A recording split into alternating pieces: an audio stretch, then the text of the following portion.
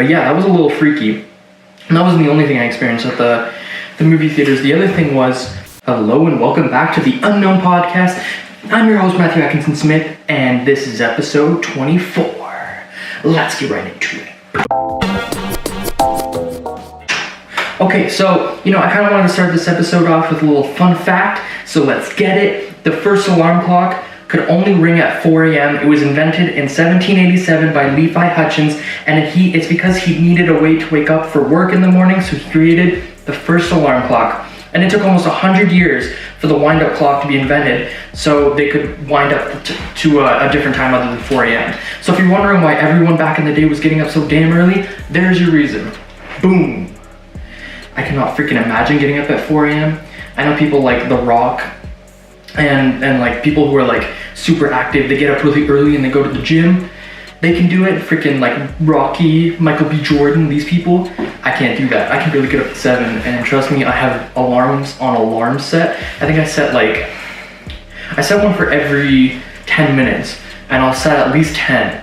And sometimes I stop them in my sleep and I don't wake up. I don't know how it happens, because I'll wake up with the phone on my chest, and it'll be like an hour past all the alarms going off. Don't know how it happens. I'm a weird person. Just my body's just weird. I don't understand. Even when my mom woke me up, I used to go right back to sleep, and I'd be able to answer her while I was half asleep, and I wouldn't recall it all the time. I'd be like, "What? I said I was awake? No, I was sleeping." I don't remember that, Anyways, I want to get into what happened yesterday. So, first of all, let's start with the fact that I went to see a movie, Shazam. It's a great movie. I definitely recommend it. It's very heartwarming, It's like a little fun superhero movie away from all the stuff that's going on with the Avengers and Endgame and everything. So, I went to the movies. Now, after the movies, I came out to the car and the windshield wipers were up. How you put them up if it was gonna rain and you thought the rain could potentially freeze over, or if it's gonna snow really bad. It was put up like that, they were put up off of the window. And the thing is, when we went into the theater, we had them down. So I don't know who the heck put them up, but I was really scared that it got broken into for a few minutes.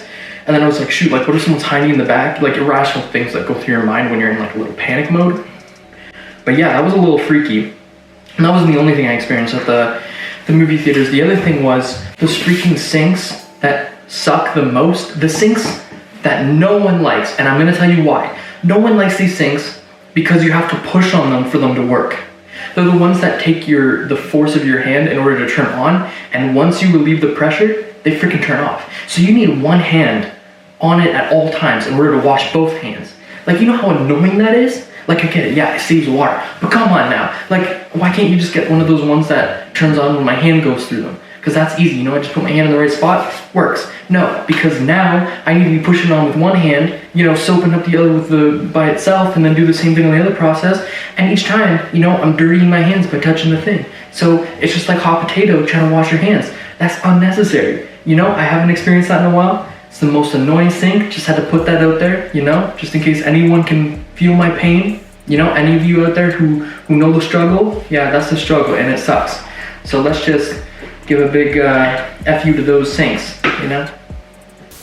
Another thing I noticed from this movie, and a lot of other movies particularly, not necessarily this one demonstrates it the most, but how much movies use sound. You don't think about it until you see it without it, because the smallest things use a lot of sound in order to trigger a certain kind of understanding within the viewers.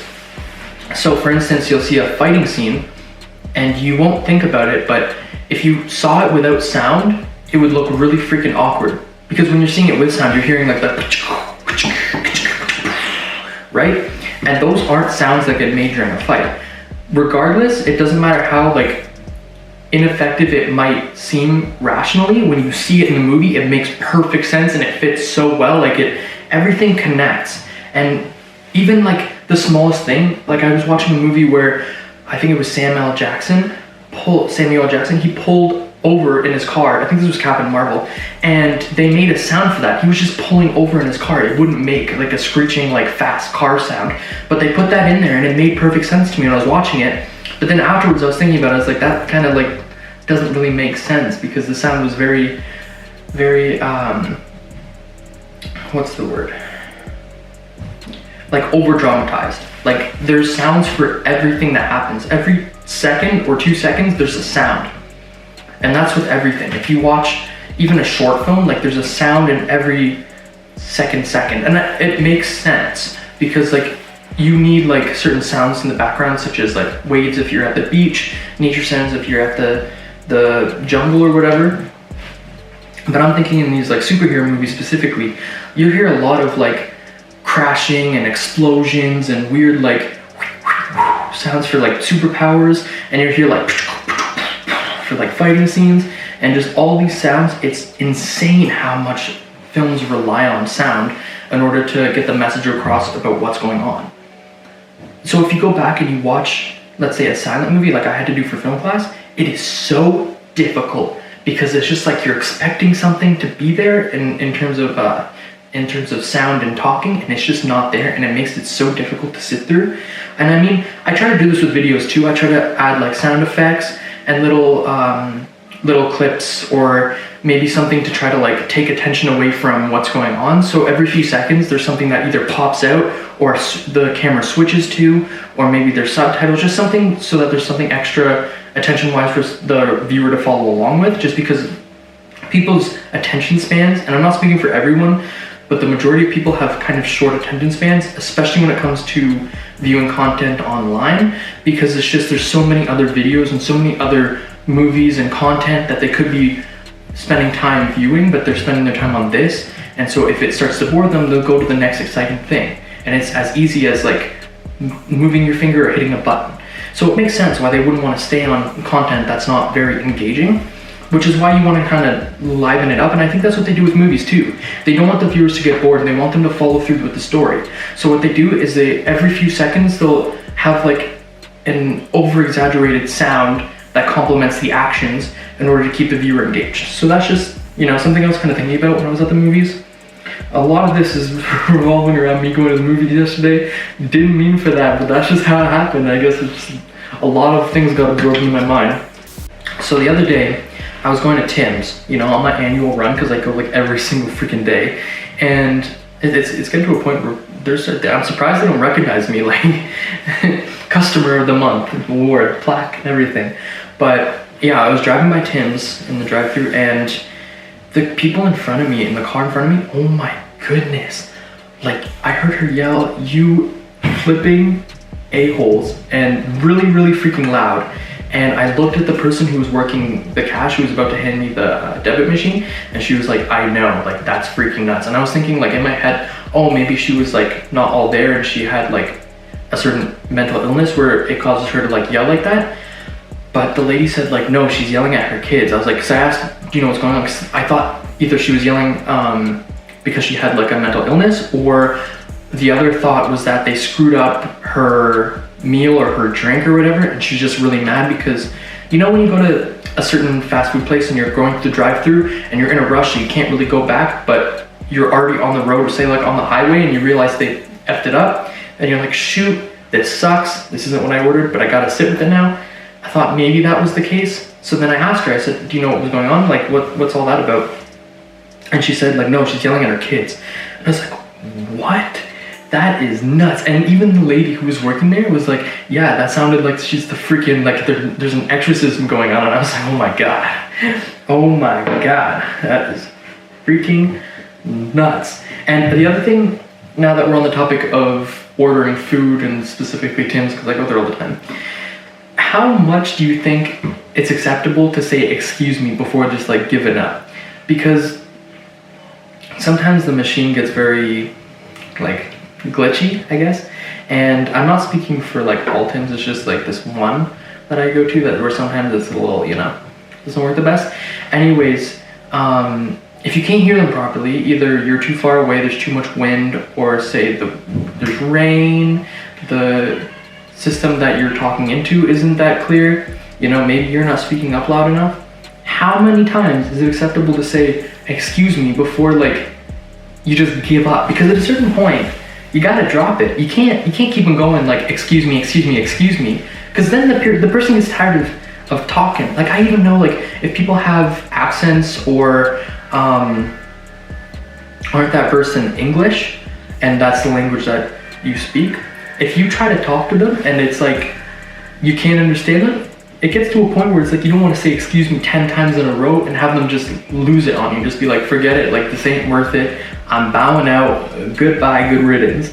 So I would say, 3 times is like the limit. You get the first one and it's just like, okay, whatever, you didn't hear me, I'll say it again, of course, there's no problem. The second one, it's like, come on, like, okay, fine, you know what, maybe I'll give you a third chance. But the third time, that's the final one. You say it past there, like, it's completely understandable if they just want to cut it and say, like, if you don't understand me this time, that's it, you're not hearing me, you don't know what I said, I just dropped some knowledge on you and you ain't absorbing it, it ain't happening today, so come back another day. But yeah, so ordering has I've had a lot of weird things happening while ordering. Even this one time, I was with my girlfriend and we were ordering from, I think it was Wendy's, or no, it was Tim's. It was like one of those Tim's where it's like Tim's on one side and Wendy's on the other, so you have to go past the Wendy's to get to the Tim's, which is why that confused me. But we went to Wendy's, we went to Tim's, okay, sorry about that. And the guy was like, I thought he was on drugs for a second, but no, he was just like an exciting, he seemed like one of those guys who works like, I don't even know.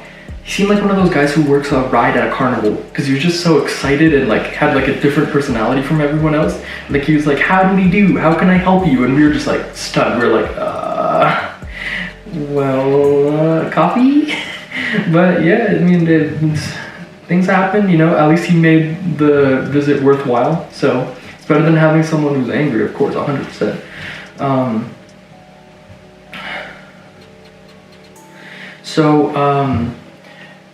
I also viewed playoff games for my friends' soccer games, and it is so intense watching people get like fired up for the soccer game, like whatever, when you're like, yeah, get him, go get him, and then they end up like, if they get like a stupid call or someone's being aggressive and you're like, no, that's my friend, like, stay away, like, I love going and seeing their games. It's so much fun. I'm like a little, cheerleader. I've been going to their games for forever now, and it's amazing. Anyways, the other team needs to chill with their spirit. Like, I get it, you're a team, you're gonna stick together, you're excited, this is a playoff game, but when they do those little chants, I'm thinking, like, this is not high school. Like, what's going on? Why you gotta shout? Like, we're just chilling over here, and you guys are making some, like, chants over there. What's going on, It's unnecessary.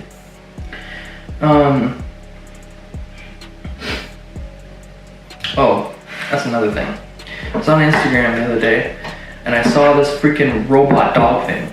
And I don't know if you know what's going on with these robots, but I was watching some videos, like, don't question me on them. I don't know if they're perfectly accurate or whatever, but it was this robot saying that, something about domination and it being better than humans, and I was like, nope, like, I ain't fucking with that. If they're gonna take over and destroy everyone, like, I watched the Terminator, I know what's possibilities. We know the outcome. It's the same thing as freaking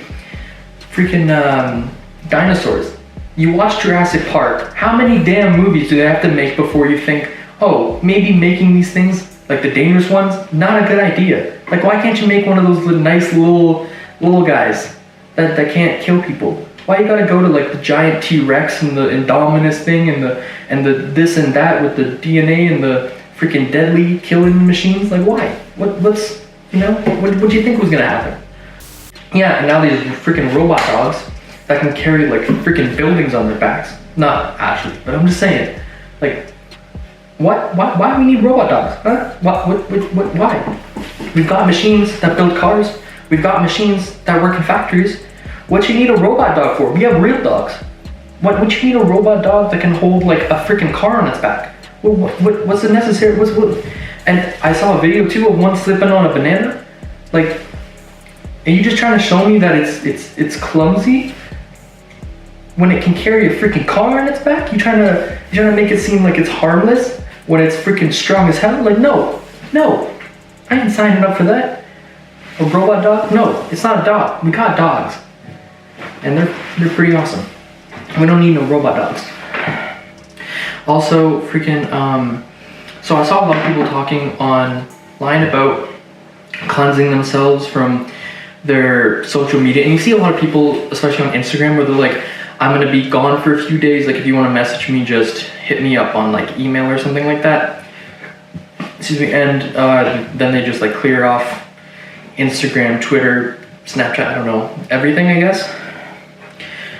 But like, think about that for a second. Like, you gotta take your time, you know? You can't just go cold turkey just off all social media. You gotta slowly work your way up to that, you know? Like, maybe take a week, and through that week, try to limit your time on it by an hour, 2 hours, whatever, until slowly you're using it less and less. Because if you cut yourself cold turkey, you're gonna be bored out of your mind. You ever tried going to the bathroom without your phone? And let's say you're taking number 2, you're gonna be in there reading all the freaking shampoo bottles until like that doesn't even cut it, and you're gonna be like, I wish I had my phone. And you're gonna go crazy, and then you're gonna open your phone and be like, social media, here we come. You know? Like, you can't just cut cold turkey. I tried it, trust me, it does not work. You'll be reading shampoo bottles in no time, trust me. Anyways, don't have much more to talk about other than that. I actually did start a new website type thing where it's like a little hub for videos and podcasts. So if you're interested, check that out. The link will be in the description. And there's also an Instagram page that I run called the_unknown_pod. That's on Instagram. Thank you. I hope you enjoyed this episode, and I'll see you in the next one. Peace.